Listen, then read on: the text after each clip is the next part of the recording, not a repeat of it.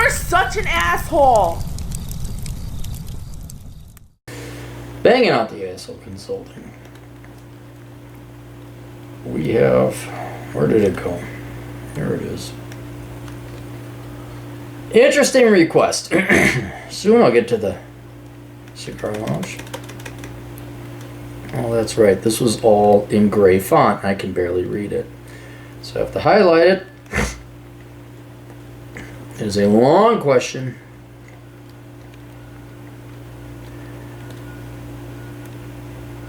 Aaron, I sent you a request a few years back, and your advice saved me from making a terrible mistake. Happy to repeat customer here.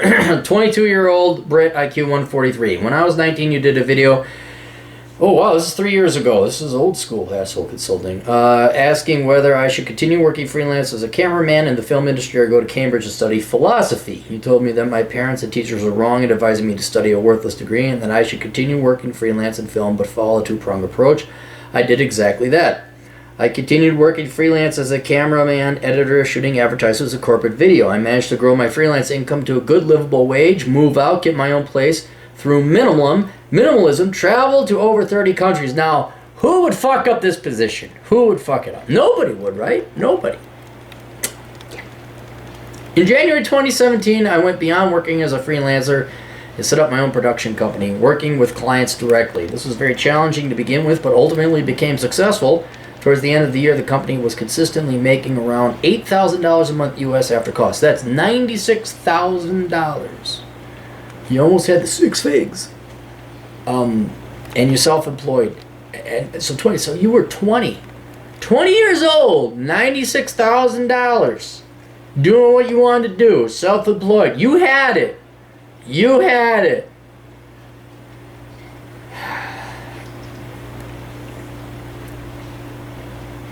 I also ended up hiring other freelancers twice my age. I learned a huge amount about business during this period. It wasn't fucking easy. I then used the money and equipment in the company to pursue my own tax-deductible personal film project. Ultimately, I filmed and produced an independent documentary. Noah would fund it in a place in the Pacific. I ended up living with a self-sufficient tribe on a remote island that had no contact with the outside world. Unfortunately, this project was extremely dangerous. I nearly drowned during travel to this island, and there were a lot of risks from dangerous wildlife as well as potential conflict with tribe members. Well, everybody's equal. There's no, they didn't discover the circle yet, or the wheel. They're perfectly fine. I pushed myself so hard on this project that I ended up being taken to a hospital by ambulance with a lung infection as soon as I landed in London. Truthfully, this whole experience had psychological effects on me, which I still haven't come to terms with. To be honest, primitive life is not pretty, and I saw some very disturbing things. In January this year, I was contacted by a contact of mine I met through setting up my company. The guy's in his 40s, a serial entrepreneur and multimillionaire. As far as he told you, did you see audited financial statements that proved he was? He was very impressed by me and made me an extraordinary offer to work on a project. He had an idea for an internet business. I think the idea was excellent, business plan totally viable. He said that he didn't have time to set up his business himself, but he believed I could make it happen. He offered to fund the entire business up front, offered me a significant equity in the company we'd create, and also pay me a decent wage for my work. So the entire investment cost $100,000, of which your wage would come out of that. So I'm going to assume it wasn't $96,000. You're making more doing your own thing. Oh, but you guys are going to be really profitable. Okay. Until the company was running and profitable. He would be the chairman of the company, but I would build it. He was assuming all the risk while giving me equity. It was an insanely generous offer. No, it wasn't. I couldn't realistically turn it down. Yes, you could have. See, that's when you hire asshole consulting. That's when you hire me.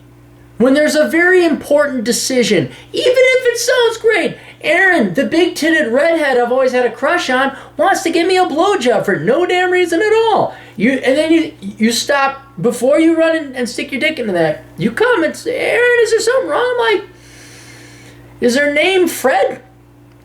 Do you know it's a she?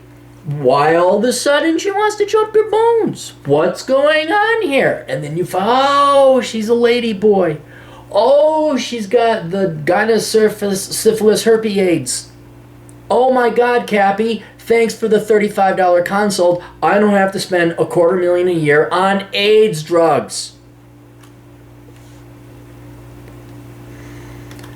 Oh.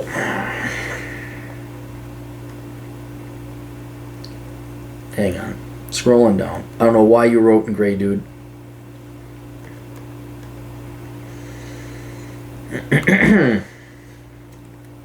Foolishly, I took up the offer. You just said in the previous sentence, this was a once-in-a-lifetime opportunity, and essentially killed my production company in the process. You gave up. Why do I feel like John Goodman in The Gambler? Why do I feel like I'm about to give you the position of fuck you speech? You gave up a 6-figure job, self-employed, doing what you want, where you were the boss? I want to leave the UK before Brexit. Why? So that I could establish residency in the EU without having to meet the visa requirements. And I fell deeply in love with a European girl and wanted to live with her. Oh, this just gets so much better. The sheer economic production and advancement of society that could have happened if you boys do not take on business partners and you do not make decisions with your dick. We would all be millionaires, literal millionaire status. Our poor would be $100,000-naires. And they'd still bitch and whine because they didn't have the coolest car.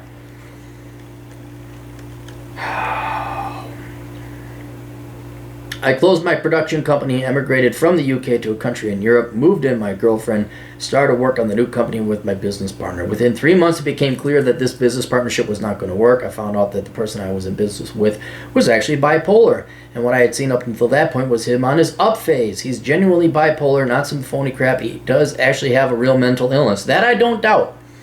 I do doubt that he's a millionaire. It was impossible to work with him, and I realized I had to get out of this project as there was no way I was going to be successful. I'm currently 3 weeks into the process of extricating myself from the company we created. It's very difficult, and it looks like it may end in court. However, my lawyers assure me that I am on the right side of the law, and ultimately my liabilities are small. I fucking hope that is indeed correct. Well, can you go back? Hopefully, maybe go back to the United Kingdom and they exit, and now they can't sue you no more. So to be honest, Aaron, I'm completely burned out. I'm currently negotiating with a bipolar millionaire who's trying to sue me. Well, you're not negotiating. You're countersuing, or you're defending against him. And there's no negotiating with it. You could trick him. But there's no negotiating with someone who's mental. I haven't had time to build good relationships and friends in the country I live in. Now my whole family and support network are back in the UK. My language isn't really good enough to socialize intelligently. Are you sure you got an IQ of 140 something? I killed my existing business, and I can't set up a production company anytime soon in the country I live in. Now I just don't have the language skills, context, knowledge, and of the culture, etc. All this plus the traveling experience with the tribe have left me exhausted. I don't sleep well at night. I wake up very tired every day, and I definitely don't have the energy to take a new venture anytime soon. The saving grace is that moving in with the girlfriend was 100% the right thing to do. No, it wasn't. Does she make more than $100,000 US in her own gig? Trust me on this, unicorn status. I love living with her and being with her. Makes me very happy. I've known her for 4 years, dated her for 2, and lived with her for 6 months now. But more broadly, I have no idea what to do now. Why didn't she come to the United Kingdom? Let me ask you this. If I charge you $25,000 for advice to have her move to the United Kingdom and you not give up your production company, would you, knowing now you know now, would you have paid it? I am deadly serious when I say Asshole Consulting is worth its weight in gold, although it has no weight because it's advice. I should charge thousands of dollars. Life is cheap here and the quality of life is high. I'm a minimalist. I have enough personal savings to go without working for at least 1 to 2 years. Until you lose your lawsuit, or the lawyers take it. If I start pulling money and selling equipment I have left from the production company. Yeah, because why would you want to start that up again? I could have at least another year, maybe longer. So there's no rush. I've got a fairly big financial cushion. I have no visa requirements to live here, don't have a job, etc. My plan is to take some time away from working 7 days a week and just rest. Get fit and healthy again. My health has suffered because of all the work, and I stopped going to the gym months ago. Ultimately, I plan to move away from film and get into digital marketing.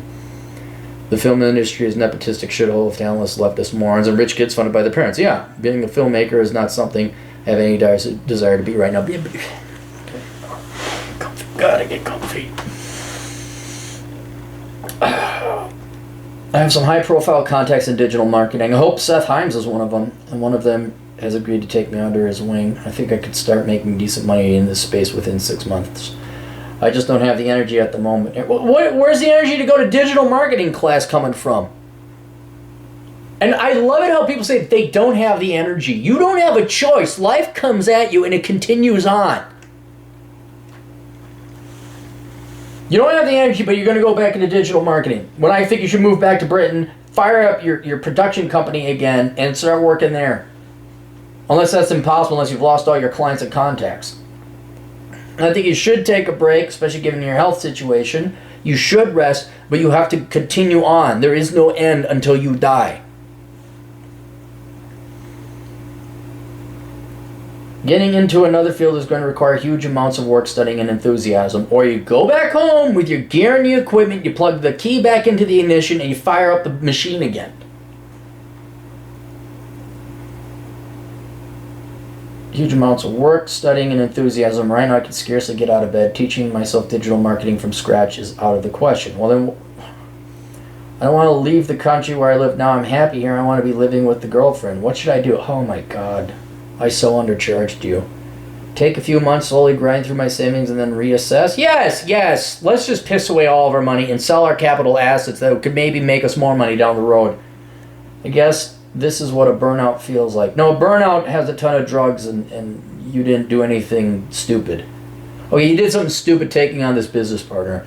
And you did something stupid closing down a very productive firm. But burnouts are on drugs and are just lazy. You're not lazy.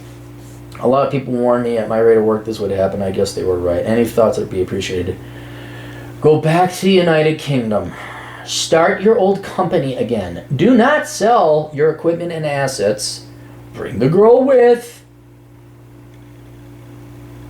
And never take on business partners again. And any major decisions, by the way, any future major decisions, why don't you contact me before you make them? Let's do that. Because I don't know what else is going to happen. And Lord knows how you're going to decide. But if I charge you $100 a pop for decision making, okay, you would have probably avoided a hellish existence and saved a lot of money. You would have come out %1000s ahead of the $100 per decision that I would have done for you. I don't know the international law between the EU and the UK with this guy suing you. I would return to the United Kingdom, start your company again, go make some decent money. Save up some money. Okay, so you could buy a house where this girl lives. She has residency there. You like the place. Okay, well, you're not making any money. Why don't you go back to Britain, get yourself your job back, fire it up again. She lives with you. You hang out a little bit, have a grand old time, show her London, save your money. She gets some kind of job doing whatever. I don't know. Then you go back to, Croatia or Romania or wherever the hell you're going, or I forget what country. I don't think he mentioned the country. Buy a nice little spread of land there with your first world income. Get married and have some kids if you want. That's what I would do. And if you don't like that plan, I'll tell you this right now. It's going to only get worse if you don't get out of that fucking bed, knock it off with this self-pity, and start punching back at life. You are going to have to do something. Perfectly fine if you take a month sabbatical. We don't want to push you any further where you get a relapse, or now you have a medical condition, and now you have medical bills, all right? So I'm all for you taking a full month off and relaxing. And I'm perfectly fine with you pursuing digital marketing. I hope it's Seth Himes that you're approaching that with. But don't do it now. Don't worry about the studying. But for God's sake, why don't you go back and fire up your photography business again? Or whatever it was. That's what I would do. So take some time off. Maybe call some clients in the meantime. Old clients. See what's going on there. And then after you're well rested, you either pursue digital marketing, or you go back to United Kingdom and you start up your business again. So fine, take some rest, and after a month, I don't give a shit if you don't want to get out of bed. And no, you're not going to burn through your savings for a 2-year sabbatical. And I know you love this girl, and it's great, it's wonderful, bring her with, but you unless you got a job there, but you don't have a visa, I don't think. Yeah, you have to put food on the table. that's it. You got a great work ethic. You just make bad decisions. And you are not selling those assets. It's like, I want an Uber, but I should sell my car because then I'll get an extra year of living off of that. What do you do after the third year when there's no money and you have no equipment to make money? Oh. I'm not going to go. I had a question about that. With your sleeping, if you're having nightmares, I recommend melatonin. I also recommend sleeping pills if you can't get sleep. Alright, that's it. Again, where a penny of prevention is worth a pound of agony and pain. AssholeConsulting.com. For God's sake, guys, contact me before you make big decisions. Talk to you guys later. Toodles.